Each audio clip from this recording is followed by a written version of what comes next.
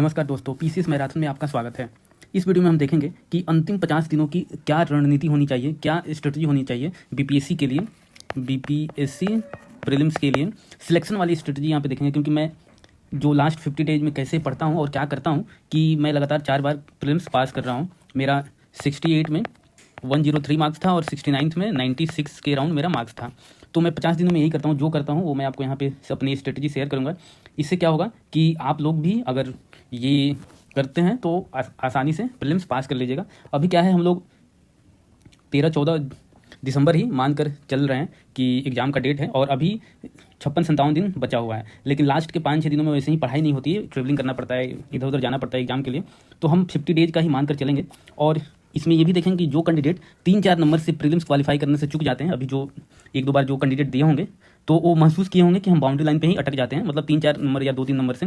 तो अगर आप ये जीएम में करते हैं, जीएम में क्या है, जनरल मेंटल एबिलिटी, कितने लोग इसको इग्नोर कर देते हैं कि अरे ये मेरे से नहीं होगा, मैथ रीजनिंग का जो पार्ट आता है। लेकिन इसमें मैं आपको बताऊंगा कि 10 में से आप 8 क्वेश्चन आसानी से कर सकते हैं।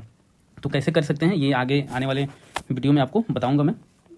तो सबसे पहले हमें क्या करना है कि एक चार्ट टेबल बना लेना है हमें, जिसमें डेली का टारगेट हो प्रीलिम्स एग्जाम के 4-5 दिन पहले तक का। तो ये 50 डेज का हो जाएगा, 50 डेज स्ट्रेटजी है।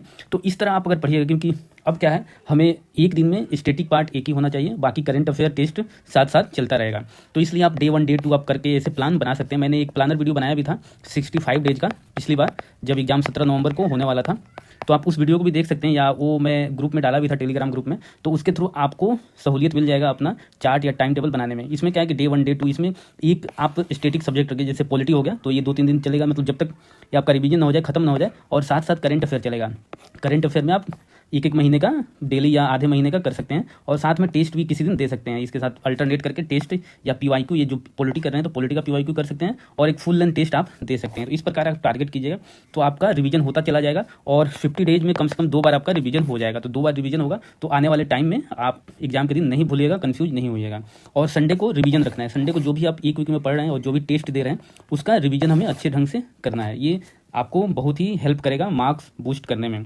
और एक मैं इन्फॉर्मेशन देना चाहता हूँ कि मैंने रिवीजन सीरीज चला रखा है, मतलब 1 या 2 घंटे में आप पूरे सब्जेक्ट का रिवीजन कर सकते हैं। तो इस पे मैंने हिस्ट्री का बना रखा है कि मिडिवल हिस्ट्री पे बना रखा है, फिर मॉडर्न हिस्ट्री पे बना रखा है, ज्योग्राफी पे बना रखा है, पॉलिटी पे और इकोनॉमिक्स पे भी बना रखा है। तो ये आप प्लेलिस्ट में या इस वीडियो के डिस्क्रिप्शन में इसका लिंक मिल जाएगा।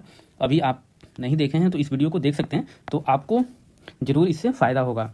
फिर दूसरा बात है कि इंपॉर्टेंट टॉपिक्स आपको पता होना चाहिए कि क्या क्या इंपॉर्टेंट टॉपिक्स है, किस सब्जेक्ट का इंपॉर्टेंट टॉपिक्स क्या है। यहाँ से सवाल आते ही आते हैं। तो मैंने इस पर भी एक वीडियो अपलोड किया हुआ है कि इंपॉर्टेंट टॉपिक्स बीपीएससी के लिए, तो वो बहुत ही इंपॉर्टेंट टॉपिक्स हैं। तो आप प्लेलिस्ट में जाके देख सकते हैं, या इस वीडियो के डिस्क्रिप्शन में भी मिल जाएगा। तो लास्ट में ये को जरूर करना ही चाहिए, जो इंपॉर्टेंट टॉपिक्स है उसको आप छोड़कर नहीं जा सकते।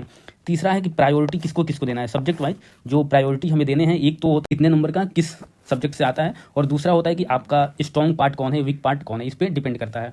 तो सबसे पहले तो आपको करंट अफेयर पे फोकस करना चाहिए, प्रायोरिटी देना चाहिए, क्योंकि इससे आपको 30 से 35 क्वेश्चन मिलते हैं। तो करंट अफेयर के लिए भी मैंने बता रखा है कि कैसे पढ़ना है, कैसे पढ़िएगा कि आप 90% तक करंट अफेयर के क्वेश्चन कर सकते हैं। मैंने बताया हुआ पहले वीडियो में, यहाँ भी बता देता हूँ कि मंथली पढ़ना होता है, फिर जब ईयरली वाला आए फिर वो पढ़ना पड़ता है, और फिर एक एसपीडी का आता है। एसपीडी का जो करंट अफेयर आता है उसके लास्ट में 500 के राउंड क्वेश्चन रहते हैं। तो ये लास्ट में भी करना बहुत ही इफेक्टिव रहता है कि अगर कुछ छूट गया हो तो इस क्वेश्चन के थ्रू आप कर सकते हैं। तो ऐसे मैंने बताया था कि ऐसे आप पढ़िएगा तो आपका मार्क्स बूस्ट होगा और मैक्सिमम करंट अफेयर के क्वेश्चन आप कर पाइएगा।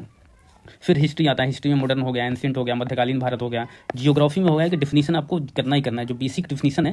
क्योंकि आजकल अगर यूपीएससी पैटर्न पे देखा जाए तो क्वेश्चन आ रहे हैं तो उसमें डायरेक्ट आपका डिफिनीशन दे देगा या कोई कंसेप्ट दे देगा, इस पे क्वेश्चन पूछ लेता है। तो वर्ल्ड और इंडिया का प्रायोरिटी देना चाहिए। साइंस में हो गया, साइंस में फिजिक्स को प्रायोरिटी देना है, फिर बायो को, फिर केमिस्ट्री को। फिजिक्स में क्या है कि कंसेप्ट और थियरम है, तो इसके बेसिस पे भी, जैसे एक्सेलरेशन है, ग्रेविटी है, इस कंसेप्ट पे कितने क्वेश्चन आ रहे हैं बेसिक। तो इसलिए आपको यहाँ पे फिजिक्स में जो डिफिनीशन है या जो कंसेप्ट है इसका, ये आपको अच्छे से पता होना चाहिए। पॉलिटी हो गया, फिर बिहार का हो गया, बिहार का करंट अफेयर, फिर स्टैटिक पार्ट भी आपको देखना है। और जनरल मेंटल एबिलिटी, मैंने बताया था कि जो लोग 3-4 नंबर से प्रीलिम्स चूक जाते हैं, क्वालिफाई नहीं कर पाते हैं, उनके लिए ये जनरल मेंटल एबिलिटी रामबाण है। क्यों? क्योंकि इसमें देखा जाता है कि 10 क्वेश्चन आते हैं और क्या करते हैं, कैंडिडेट की इग्नोर करते हैं। अगर वो मैथ बैकग्राउंड के नहीं है तो इग्नोर कर देते हैं, लेकिन इग्नोर नहीं करना चाहिए। जिनका हो रहा है तो बहुत अच्छी बात है, नहीं हो रहा है तो आप जरूर इसका केवल PYQ जो PYQ में आया हुआ है वही आप 10 साल का कर लीजिए और उसके बेसिस पे कुछ क्वेश्चन कर लीजिए जिस टॉपिक से आया है। तो इसमें आप देखिए कि 10 में से 8 क्वेश्चन आप करेक्ट करके आ सकते हैं एग्जाम में, पक्का, मेरी गारंटी है। मैं ऐसे ही करता हूँ, PYQ और उससे रिलेटेड कर लेता हूँ, तो मैं हमेशा 10 में से 8 तो क्वेश्चन कर ही लेता हूँ, कभी कभी 10 भी हो जाता है मेरा। तो ये क्या है, आपका जो बाउंड्री लाइन पे रह जाते हैं उनके अगर 2-3 इसमें सही हो रहे हैं तो यहाँ आप कीजिएगा तो कम से कम 8 क्वेश्चन आपका सही हो जाएगा। इससे आपका प्रीलिम्स नहीं रुकेगा, आप आसानी से क्वालिफाई कर जाएगा। इसलिए जनरल मेंटल एबिलिटी जो पार्ट है मैथ और रीजनिंग का, वो आपको नहीं छोड़ना है, ये तो पक्का ही आपको करना है, क्योंकि ये 100% आप श्योर रहिएगा जब एग्जाम में कीजिएगा कि ये सही है या गलत है। इसलिए मेरा मानना है कि ये मेंटल एबिलिटी को ना छोड़ें और PYQ का क्वेश्चन कीजिए 10 सालों का और उसके बेसिस पे कुछ क्वेश्चन कर लीजिए, उससे रिलेटेड जो भी आपको कहीं से टेस्ट पेपर से मिल जाए या यूट्यूब से मिल जाए वहाँ से जरूर कीजिए। फिर इकोनॉमिक्स है, इकोनॉमिक्स में आपको यूनियन भी करना है और स्टेट का भी करना है, बजट सर्वे, और इसमें जो बेसिक टर्मिनोलॉजी होता है इकोनॉमिक्स का कंसेप्ट वो आपको जरूर करना है। मैंने इकोनॉमिक्स वाले रिवीजन सीरीज में कुछ बेसिक टर्मिनोलॉजी और डिफिनीशन पे बात किया है, तो ये आपको यहाँ से डायरेक्ट क्वेश्चन आ जाते हैं कि ये डिफिनीशन ये बताओ वो बताओ, तो आपको बेसिक टर्मिनोलॉजी पता होना चाहिए। फिर है कि टेस्ट जब भी दें आप एग्जाम के मोड में हमेशा देना चाहिए। जब भी अब आप टेस्ट दे रहे हैं, जो भी टाइम टेबल बनाए हैं, तो एग्जाम मोड में हमेशा टेस्ट दें, 2 घंटे लें और 2 राउंड में कीजिए। इससे क्या होता है कि आपका मार्क्स बूस्ट होगा और नेगेटिव कम होगा। नेगेटिव मार्क्स को कम कीजिएगा इसी के थ्रू। और फिर एक्यूरेसी भी बढ़ाना है, ये नहीं कि 150 क्वेश्चन दिया हुआ है फुल लेंथ तो आप 150 के 150 करके आ रहे हैं, तो नहीं, ऐसे नहीं करना है। आपको जितना क्वेश्चन आ रहा है उतना कीजिए और 50-50 आ रहा है वो कीजिए। फिर उसके बाद तुक्का मारने के लिए आप सोचिए, तुक्का मारने के लिए आपको रिस्क फैक्टर पे काम करना होगा कि रिस्क फैक्टर क्या क्या होते हैं। रिस्क फैक्टर है कि आप मान लीजिए कटअप 2 साल का आप देखिएगा तो 91 के राउंड जा रहा है, तो इसके लिए आपको ये सोच लेना है कि जनरल कैटेगरी के है तो आप मान लीजिए 92 या 93 इस बार जाएगा या इससे भी कम ही रहेगा, तो आप बस इतना मान लीजिए। तो जब भी आप क्वेश्चन कीजिए तो ये देखिए आप इसके अराउंड किए हैं कि नहीं, 100 के राउंड आप क्वेश्चन कर लिए हैं कि नहीं। उसके बाद अगर देखिए कि तुक्का मैं कैसे मारूं, 100 के राउंड अपने क्वेश्चन कर लिया मतलब करेक्ट, तो फिर आप 10-15, ये रिस्क फैक्टर पे डिपेंड करता है। नहीं तो आप अगर मान लीजिए 60 क्वेश्चन सही किए हैं 100-150 में से, तो फिर तो आपको 60-70 और तुक्का मारना ही पड़ेगा, क्योंकि आप जनरल कैटेगरी हैं तो 91 कटअप ध्यान में रखकर चलना है।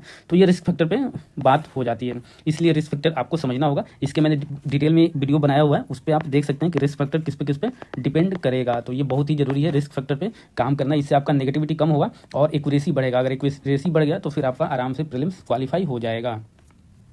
तो ये सारी हमें चीज़ें करनी है। और है एक मेंटल स्टेटस हमेशा स्ट्रॉन्ग रहना चाहिए, हमेशा पॉजिटिव रहना चाहिए। कभी भी, आज लास्ट टाइम चल रहा है 50-55 दिनों का, 50-55 दिन में आपका मेंटल स्टेटस हाई होना चाहिए और अपने आप को कंट्रोल करना है, क्योंकि मार्केट में बहुत सी चीज़ें हैं, यूट्यूब पे भी बहुत सी चीज़ें हैं कि एक ही टॉपिक पे 10-10, 15-15 वीडियो है, इसलिए आपको वही देखना है जो आपके लिए ज़रूरी है। अगर आपके लिए वो टॉपिक, वो वीडियो ज़रूरी नहीं है, वो बुक ज़रूरी नहीं है, तो आपको नहीं पढ़ना है। तो इस पर भी आपको मेंटल कंट्रोल रखना है, माइंड कंट्रोल रखना है कि पॉजिटिव रहिए। जितना बुक कम हो, एक सोर्स के लिए 2 मैं मैक्सिमम मानता हूँ, 2 से ज़्यादा नहीं होना चाहिए, और उसी को रिवीजन कीजिए, टेस्ट दीजिए, अपने नेगेटिव मार्क्स को कैसे कम करना है ये कीजिए। तो इस पर मैंने एक वीडियो भी बना रखा है, मैंने वीडियो भी बना रखा है 75 से 95 कैसे आप जा सकते हैं, या 70 से 95 मार्क्स तक, तो वो वीडियो आप देख सकते हैं, मैं डिस्क्रिप्शन बॉक्स में उसका भी दे दूंगा। तो ये ऐसा आप करते हैं तो आप आराम से प्रीलिम्स क्वालिफाई कर लीजिएगा। बाकी कोई डाउट हो तो आप कमेंट बॉक्स में कमेंट कर सकते हैं। चलिए मिलते हैं नेक्स्ट वीडियो में, तब तक के लिए नमस्कार।